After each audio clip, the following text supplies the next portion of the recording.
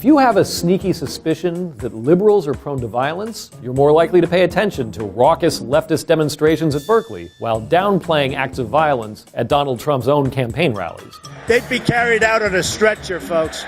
And liberals tend to do the opposite. That's confirmation bias, the tendency we all have to interpret information in a way that supports what we already believe. And it's what we're talking about in this episode of Argument Clinic, a guide to spotting bad arguments on the internet.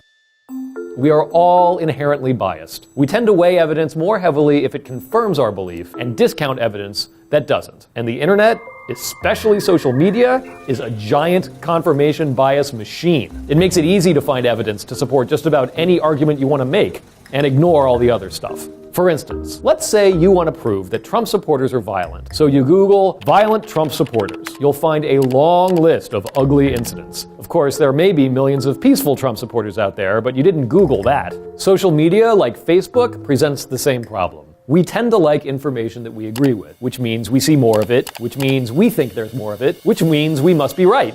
Right? That's why we have stuff like the scientific method, which uses control groups and placebos and peer review to ensure that our pre-existing ideas don't infect our findings. It's also why lawyers try to screen out biased jury members whose experiences and beliefs might prevent them from weighing evidence and arguments objectively. Now, unfortunately, most of the information online doesn't meet those standards. Just the opposite, in fact. Most of it is engineered to create an emotional response, not a rational one, because emotions are what get us to click and share. And there's no better way to stir people's emotions than by convincing them that they are right about everything and that anyone who disagrees is a moron.